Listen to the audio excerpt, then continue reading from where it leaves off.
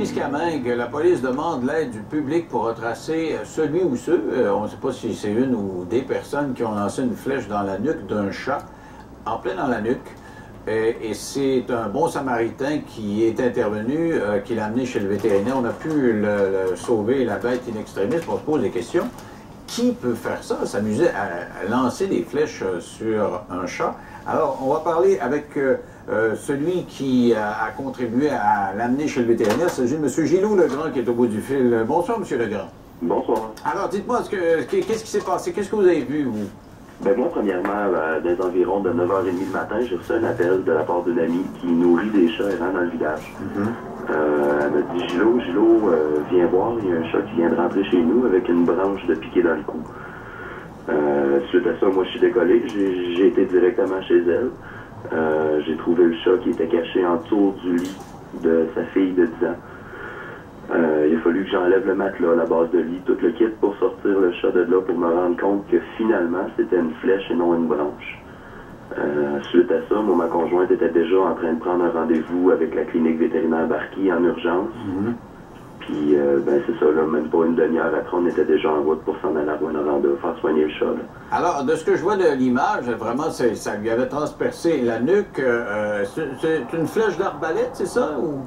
Ça semble être ça. Je suis pas un expert dans le domaine, mais je sais qu'il y a une méchante différence entre la longueur d'une flèche d'arbalète et une longueur de flèche d'arc. Ouais.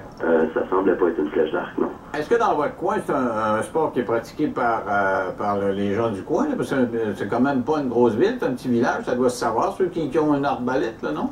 J'imagine que ça doit se savoir assez rapidement. Oui, qui a fait ça, j'en ai aucune idée. On cherche dans le dossier. C'est sûr que toutes les informations pertinentes, on transmet ça à la Sûreté du Québec. Et comment était le chat à ce moment-là? Est-ce qu'il là, on le voit qu'il a l'air assez vivant, là, mais au moment où il l'a à travers, il y a des photos, là, il l'a à travers la nuque, est-ce qu'il est encore, avec toute sa connaissance, conscient de ce qui se passe? Disons que moi, en la voyant, j'ai su qu'il y avait de l'espoir pour monter à Rouyn, parce que j'ai vu le chat bouger, se déplacer par lui-même. Si la flèche aurait passé au travers de la colonne vertébrale, encore là, je suis pas un expert, mais je pense pas que le chat aurait été en état de bouger. OK. Mais là, vous auriez pu dire, bon, ben écoute, c'est un petit chat, il va mourir, c'est dommage. Vous avez pris la peine d'aller à Rouyn, quand même assez loin, d'aller voir un vétérinaire. Pourquoi vous avez fait ça? Parce qu'on a entièrement confiance en le vétérinaire Marquis. Ça fait plusieurs fois qu'on va justement chez elle pour faire sauver des animaux. Nous, regardez, là, c'est ce qu'on fait, là, on sauve des animaux. Donc, pourquoi un animal, c'est important, là, vous ne laissez pas mourir les animaux? Là. Non, exactement. OK. Alors, merci beaucoup, M. Legrand. Je vous remercie. Alors, on va parler avec la docteure Audrey Marquis, qui est vétérinaire, qui a reçu la bête en question. Bonsoir, docteur Marquis. Bonsoir. Alors, dites-moi, est-ce que le chat, comme vous l'avez vu, vous êtes dit, on peut le sauver? Oui, tout à fait. Lorsque la flèche est arrivée à la clinique, dans le fond, ce qu'on a fait, on a pris tout ses signes vitaux. Son état mental était excellent. Elle était effectivement sous le choc de la douleur. Elle était déshydratée, mais le positionnement de la flèche semblait vraiment porter espoir pour nos établissements complets. Et qu'est-ce que vous avez fait comme opération? C'est pas une opération très complexe, en fait, de retirer la flèche. C'est surtout avant tout de s'assurer qu'avant de la toucher, qu'on n'aggravera pas sa situation. Donc, on a dû la sédationner avec des antidouleurs pour aller prendre des radiographies, voir c'était quoi les structures qui étaient atteintes. Et suite à ce qu'on ait pu confirmer qu'elle n'était pas en danger, on a pu couper la flèche, endormir la petite chatte, puis retirer la flèche en tant que telle, puis faire les soins de plaie. Donc, c'était surtout la prudence avant de faire quoi que ce soit qui était de mise. Et qu'est-ce qui se passe avec l'animal, là, maintenant? Est-ce qu'il a été donné ou qu'est-ce qui se passe avec lui? Présentement, l'animal est retourné dans son foyer d'accueil temporaire. Elle est effectivement très bien suivie au niveau des soins de plaie. On va vérifier dans les prochaines semaines comment les plaies guérissent, est-ce qu'elle va souffrir de complications. Mais présentement, elle reçoit des soins, beaucoup d'antidouleurs, anti-inflammatoires, antibiotiques. Elle a un très beau tempérament, c'est une petite chatte qui est adorable. Donc, la prochaine étape pour elle, c'est de terminer sa guérison et de trouver une famille pour la vie. Comment vous avez trouvé Nancy et Gilot là, qui sont intervenus, qui sont allés vous l'amener? Parce qu'il y a plein de gens qui ont dit, bon, on peut rien faire, puis on s'éloigne, puis on va laisser la bête mourir. Comment vous voyez ça, vous? Moi, je vous dirais que c'est en 10 minutes lundi, on a pu voir dans le même espace de temps le pire et le plus beau de l'humanité. Le pire parce qu'il y a quelqu'un qui a vraiment consciemment blessé en ayant but de tuer cet animal-là.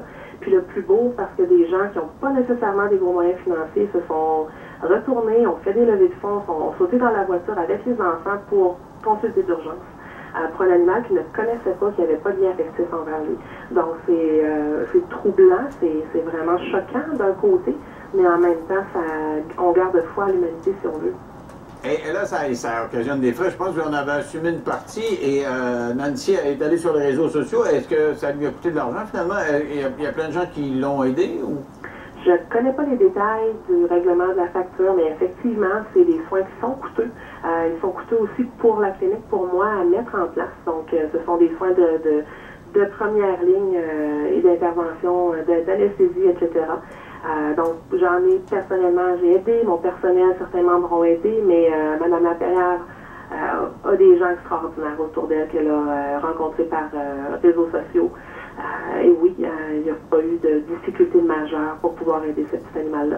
En tout cas, comme vous l'avez dit, on a vu le pire et le meilleur de la nature humaine, parce que moi, je dois penser que la façon de traiter les animaux, c'était très révélateur de ce qu'une personne est. Et quand moi, je fais des nouvelles qui traitent les animaux, la réaction de ceux qui commentent le fait que j'en parle est aussi révélatrice de leur relation à eux vis-à-vis des animaux. Quand tu trouves c'est niaiseux de parler de ça à la télévision, je me dis, ah, bon, ben écoute, ça révèle un petit peu de ce que vous êtes, alors que ça me semble-t-il fait partie des priorités de l'humanité. Merci beaucoup et bonne chance pour la suite des choses, Mme Marquis. Merci beaucoup. Au revoir. Audrey Marquis, qui est la vétérinaire qui a soigné cette bête-là. Moi, j'en reviens pas, je trouve ça terrible. Et le pire, c'est que pour préparer l'émission, je pitonne, je m'en vais sur l'ordinateur, puis j'écris, qu'est-ce que j'ai écrit? J'ai écrit chat, flèche, chat atteint par des flèches. Je paye sur Enter. Il y avait 7-8 cas dans les dernières années. 7-8 cas, regardez toutes ces photos-là. C'est comme, je sais pas, c'est vrai qu'il y a des chats errants, ils sont pas toujours sympathiques, mais de là, il y a des écureuils, puis il y a la vie un petit peu partout. De là, lancer des flèches, regardez. Il y en a partout, j'en ai vu, en Mauricie, en Belgique, vous pitonnez, là, vous allez voir ça. Tu dis, tiens, on a l'impression que tu as quelque chose d'exceptionnel là, dans le Témiscamingue, ben non. Il y a des oufs, il y a des gens méchants, parce que ceux qui font ça, il y a des gens qui ont la nature méchante.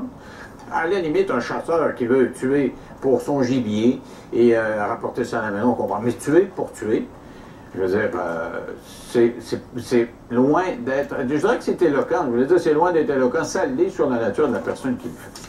Bon, OK, au retour, petit j'en ai pas dans 3 minutes.